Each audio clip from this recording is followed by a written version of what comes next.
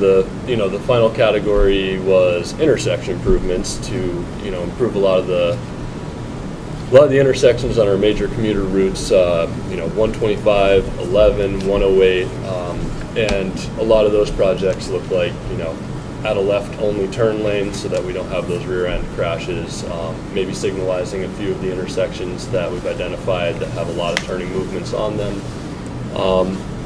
And it really looks like, because of the types of projects we're having, we don't have any of these mega projects in our that we've seen so far from the communities.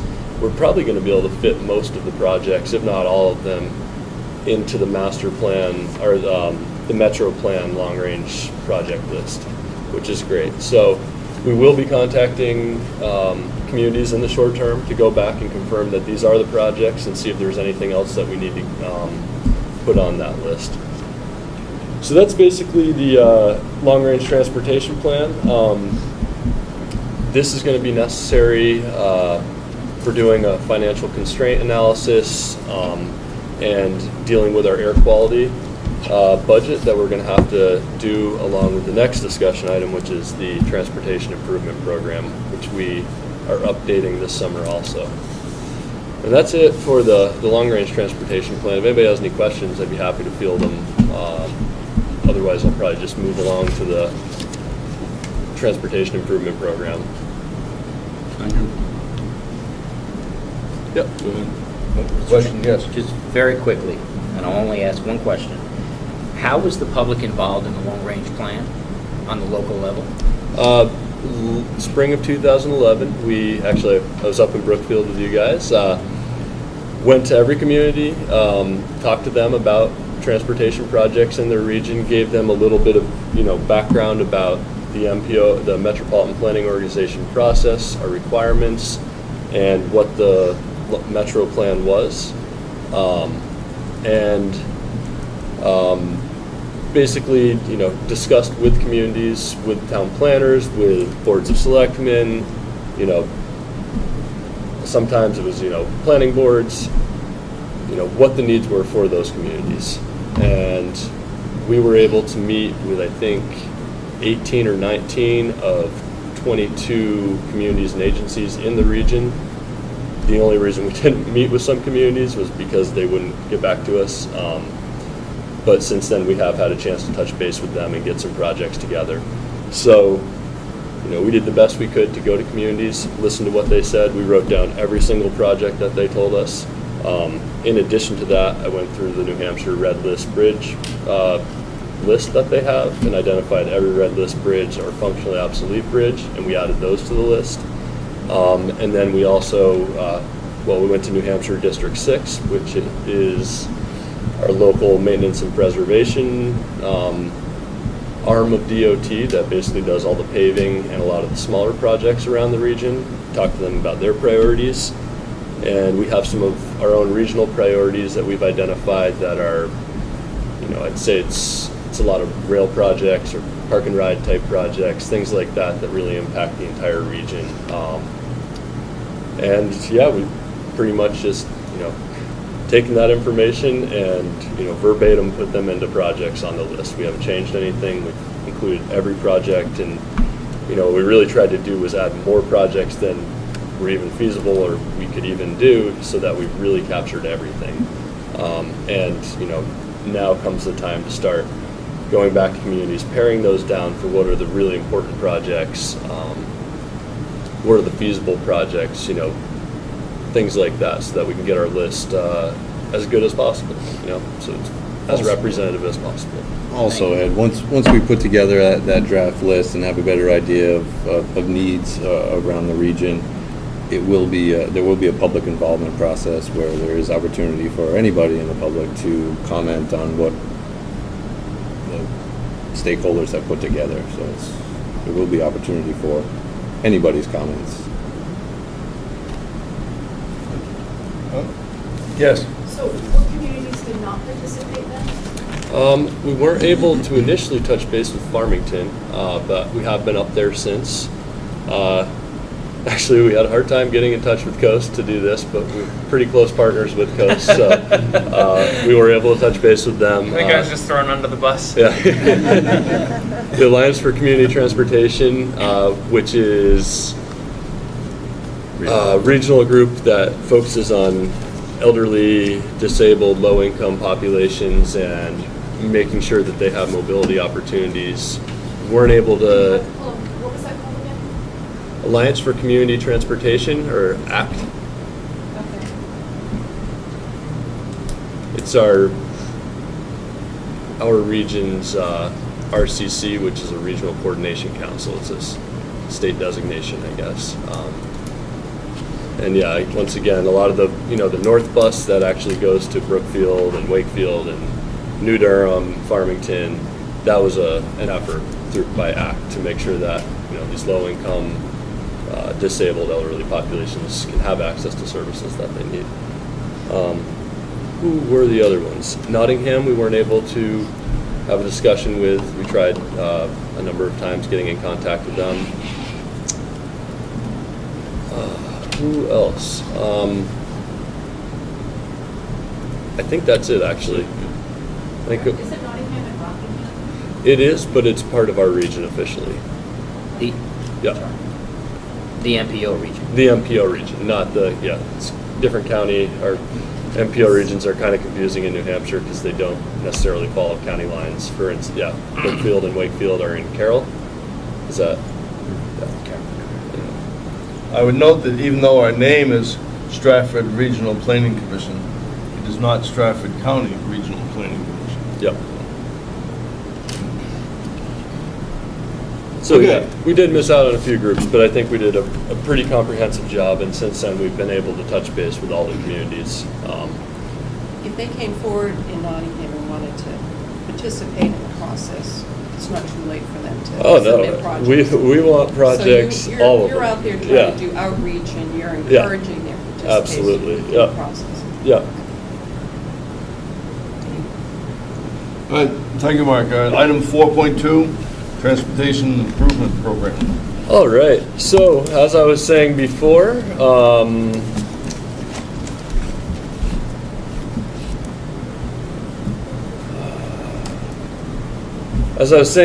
this summer is the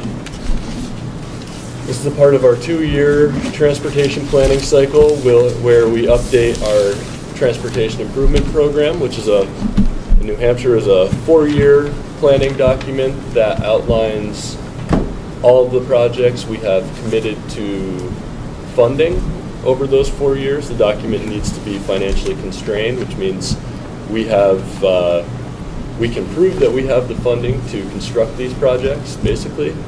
And the transportation improvement program needs to show all of the projects receiving federal funds and all of the projects that are designated as regionally significant. So anything like the Little Bay Bridge project on the Turnpike system, not actually using federal dollars to pay for the project, we're using Turnpike funding, which we collect Rochester and Dover and on 95.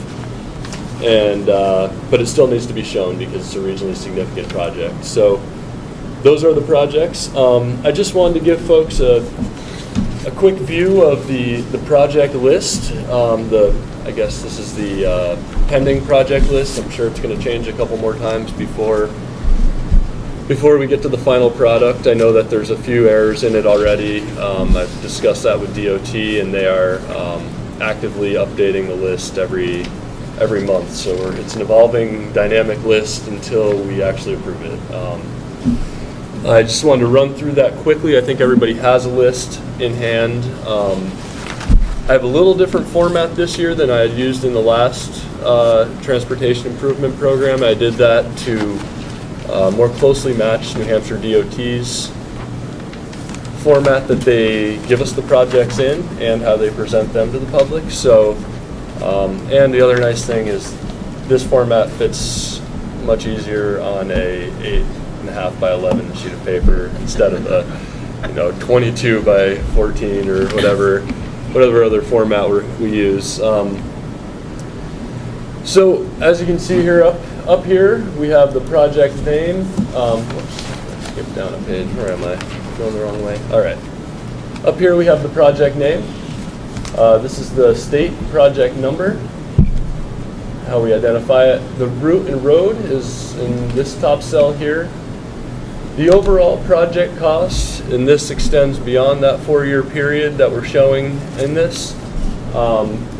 That's right here, and that's in millions of dollars. So, move the decimal place 6 points over to the right, and that's the true cost of the project. This is the state description of the project, the scope of work. Over here we have our different phases for the project. P represents engineering, R is right-of-way, and C is construction. We have our year of, the beginning of the engineering or right-of-way acquisition or construction is right here. These are the different funding sources. We have federal, we have state dollars in the middle here, and then we have local or other dollars, which it could be a private business or something contributing matching funds. And here we have our 4-year total for each of the phases, and on our bottom line we have the sum of the project for the 4 years, some totals. And so as we move over here, we have the funding source. In this instance, it's National Highway System. This is Surface Transportation Program, Congestion Mitigation and Air Quality down here. Up here we have our Clean Air Act code. This stands for attainment area, which means the project is not in an area that has to track its air quality. So this one's in Concord, so not even in our region, but I think it has an impact on our region, so it's in our project list. And then these codes, I actually have a list of all of the different Clean Air Act codes that I can distribute if people want that after the meeting. But there's a number of codes. These are exemption codes, which mean we do not have to model them because we assume that they do not negatively impact air quality, or they have no effect on air quality in our region for one reason or another. And those would be instances like repairing a bridge where you're not adding any new lanes, it's not changing traffic patterns, it's just resurfacing that bridge so it doesn't fall down. And over on the far right we have the DOT comments. You'll notice a lot of the projects don't have comments right now. I may add some just to give a little bit of project background. And so, as we go through the list, we have a couple of Durham projects. This is a bridge over Bunker Creek. I don't know if we need to run through all these projects. If anybody has any questions, I think I'll just let it go from there and see if we can field any questions about these projects, if anybody has any. Mark, I just want to comment, I like the format. I think it's easier to understand than some of the earlier spreadsheets you put together for it. It would be really helpful to have a key so that we know what the acronym MG stands for and NHS. So what does MG stand for? We were pondering that question earlier. Actually don't know. Lee, do you have any idea what MG stands for? This is how, this is the format we receive it in, so I haven't translated everything yet. Where is MG? It's Funding category. Durham's This one here. project in the engineering phase. This is intersection improvements. Something, I don't know. Mitigation grant, maybe from FEMA? Mitigation grant? Something like that. That's going to be my guess. That could be. Although I thought it would be a non-participating if that was I don't it. recognize that one as Yeah. federal highway, federal aid category funds. No, Yeah. it's not one of the typical. Yeah. And again, this right here, it has errors. You'll notice there's a number of 2012 in here. Our transportation improvement program range is actually from 2013 to 2016. I've included these 2012s because I anticipate New Hampshire DOT shifting that year down, and I'll probably just go back in and put a 2013 in there in 2 or 3 months when that happens. And then some of the other errors that are pretty clear, I can just give an example of one. This project, this Durham to Rochester, Durham Wildcat bus route. The total project cost is $1.2 million roughly for this 3 years of funding to run this route. And you'll notice down here, It's $1.9 million is the total cost. I'm guessing that's because DOT duplicated one of the funding years. I haven't had confirmation on that yet, or, an explanation. So at this point, I was just copying verbatim what I had been sent. And I did submit a list of questions and comments to New Hampshire DOT regarding the projects that I was unsure about. So yeah, these should be resolved in the short term. More questions, comments? Yeah. Yes. I did have, I had a suggestion. You may already have it, but on the website, is there you can get this, it's on the website, correct? This is I not believe on the it's- website yet. The old version is on the website. The 2011 through 14 is on the website right now. Do you have a glossary in there, so when the public looks at it, they can digest what all these terms mean? Or I don't know if you have that already. I believe we do. I think I'd like to make some improvements to it because, number one, we're trying to use fewer acronyms, and we can't avoid it in some of these situations.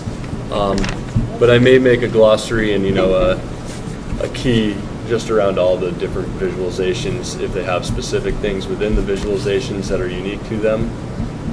I'm probably just going to put a key right there so that, it's very clear exactly what each of these things mean. Because I really understand that, STP-TE, that could get confusing if you've never looked at, if you're not familiar with federal funding categories, that is confusing. And it's taken me 2 years to figure out what half these things mean, and I still don't know the other half. So that is the goal, is to do a better job of making this palatable to the public so that it means something. Yes. Because I think it's extremely important during any kind of public hearing that this be brought down to, a digestible level, because you're going to lose public participation in any project you start, and misconceptions can begin when you see CMAQ and STIP and everything else. People don't know what that means. Yeah, I am in complete agreement with you, and that's been, it's kind of a long process getting all of our documents to a level where, and I agree with you completely. I think it's really important that people can actually read these and have some idea of what's going on in them. And these are for the public. It's for us to be transparent and show what we're doing with the public's money. And that has been a goal, is to make things a lot easier to understand, provide more, visualizations. Like, one of our goals is to have all of these projects on some sort of Google map thing where you can click on it.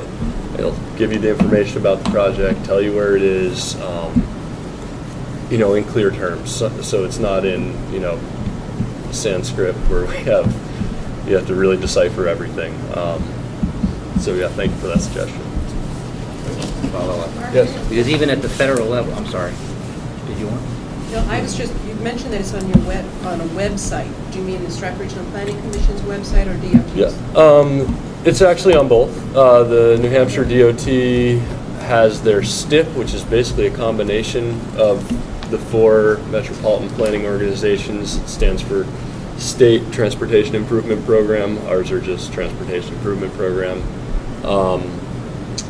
And it has the same requirements. Yeah, so, yeah, on our webpage, which is admittedly somewhat challenging to navigate.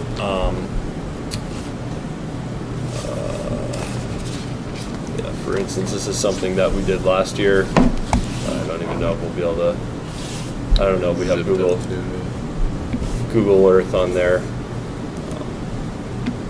Yeah, I mean, this is our old 2011 version. This was made concurrently with my first few months here, so admittedly it's not the best job I've done on projects, but I have a much better idea of what's going on now. So this is the old version. To me, it's pretty confusing, and it took me a while once I first got here to really understand what this was. And we have a budget, we have all these things to show financial constraint, and then we have a project list down a ways here. This is our air quality analysis, and here's our project list from the past, which is a little bit bigger and harder to see, but we're trying to address that this year and make it a little bit better. Ed? Yeah, along with the federal mandates, one of the mandates is public participation, broad-based. And, I've been on the Strafford Regional Planning Commission for about 2 years now, and the public is disconnected from the process. And I'm wondering, how do we get away with, we focus on mandates in order to get the federal grant money, but it seems like the public participation part of it is kind of put aside. So my comment is that has to take priority, because without the public involved in having participation in the projects. Yeah, and actually, this list here, this is derived from the 10-year plan process that New Hampshire goes through, and last fall they actually held, I think it was 27 or 32 public meetings all across the state to discuss every project that's in the 10-year plan. And so our process really starts, and the 10-year plan needs to be approved by the governor and council, then it goes to the governor, and then it goes to the legislature to get reviewed again. So, another 300 representatives from the representing the public, taking a look at it. And that's after it's been to these 27 meetings that are for the public to participate in. And then it goes back to the governor to get a final signature on it. This is basically just the first 4 years of that. And so at this point, we don't have too much discussion about that first 4 years, because it's really just directly taken out of this 10-year plan. But the document itself, we have that 30-day public notice period. It's on the website. It's in newspapers.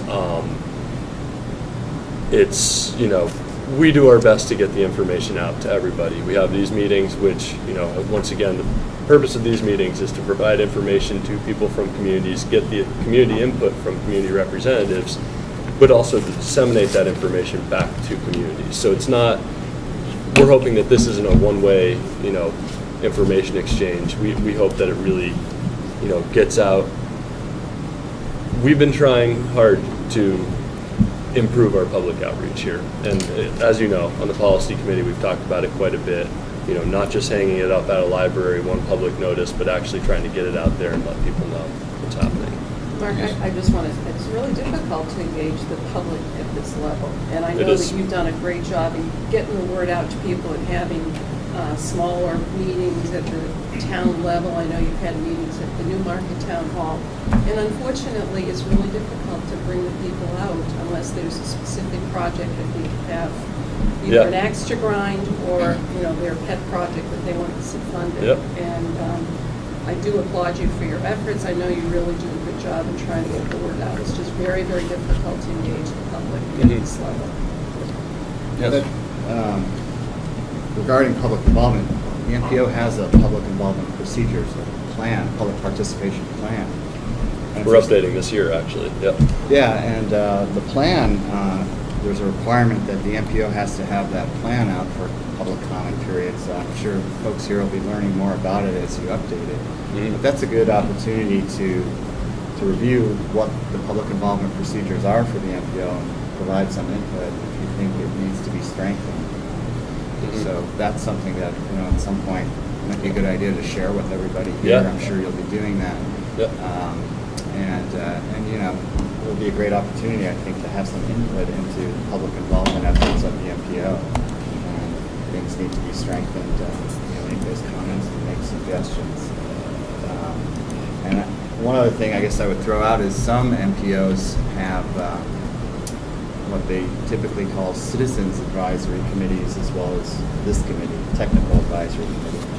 Citizens advisory committees are composed of people more from the general public. They're not necessarily, they're not staff people from the local jurisdictions like this committee is. So that's something else that the NPO could consider if you want to get some more public involvement in the process. And that's something that some other NPOs do, is establish a more broadly based citizens committee that would be reviewing some of the same, probably have similar types of meetings that we have here for the TAC, and reviewing similar products from the NPO as well. Just something to throw out there. And I'm sure as you update the procedures, you'll be getting more input on that too. Yep. And actually, I want to go back to the website, our website real quick, strafford.org. The page Dan had talked about earlier with the ITS document, just above that is our most recent public participation plan. And once again, this is scheduled to be updated this year. So, we'll definitely be talking, soliciting help from local communities, our committees here, and trying to, do our best, because that has been a big goal of ours. I think it's a real challenge to be representative of communities and help give a voice and strengthen the voice of communities if you don't have procedures to, communicate with those communities. And I think that's our most important, goal, is to be representative of the people that we're serving. So. All right, thank you. Yeah. I believe we're on now to item 5, project updates. I think I'd like to begin with Mark first, and then if anyone else has any information. Yeah, I'm gonna actually defer to Lee quickly just to give a quick update about the freshly approved Moving Ahead for Progress in the 21st Century Transportation Reauthorization Bill. Thank you for saying the full name, so now I can just say MAP 21. There it is, yeah. I don't have to say it every time. So this legislation is the reauthorization of the Federal Aid Highway and Federal Transit program. We've been waiting a long time for it. There have been many extensions, I think 8 or 9 extensions. 11, actually. 11, Yeah. thank you. Don't short sell it. Yeah, I've lost track.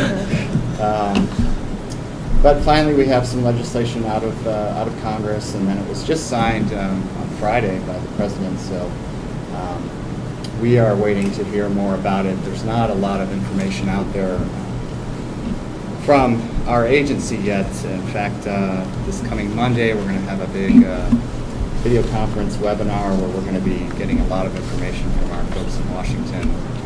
When we get that, hopefully we'll be able to start pushing the information out to all of our partners, the state, the MPOs, and maybe I'll have a nice canned presentation that I can come to the TAC meeting here at some point in the future and roll out what the new requirements are and highlight some of the new information from the bill. It's 600 pages long, so there's a lot of information in it. And FHWA does have it up. We have a website now that I distributed to the MPOs just a few days ago, I think.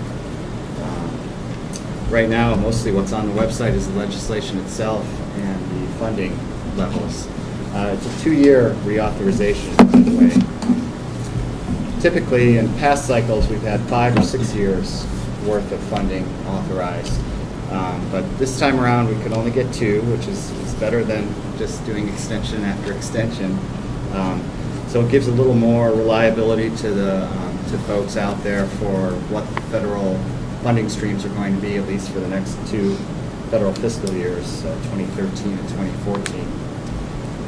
And I guess the good news is that the funding levels for the Federal Aid Highway program for New Hampshire are basically staying at the same levels they've been historically, maybe a little bump up, around $160 million per year. Which is good. And when the 10-year plan process was underway, that Mark was just talking about, the assumptions that the DOT went with for the Federal Aid Highway program were more in the neighborhood of about $100 million. So it was a very conservative 10-year plan. Since then, as Mark mentioned, it goes on to the Governor Council and goes through the legislature and governor. And I think the current iteration of the 10-year plan actually has funding levels more along the lines of what we see now with the reauthorization, maybe up around $150 million. Yeah, I think that was more or less, I think is what Nick said yesterday on our conference call. Which is still, so those assumptions are still in line, as it turns out, with the funding that is now authorized for, at least for 2013 and 2014. Let's see. Some of the features, again, you'll be hearing a lot more about it as time goes on and we get the information out. But one of the things that the new legislation does is establishes performance measures It's a big feature of the legislation. We're going to ask state DOTs to work with their partners to establish performance measures for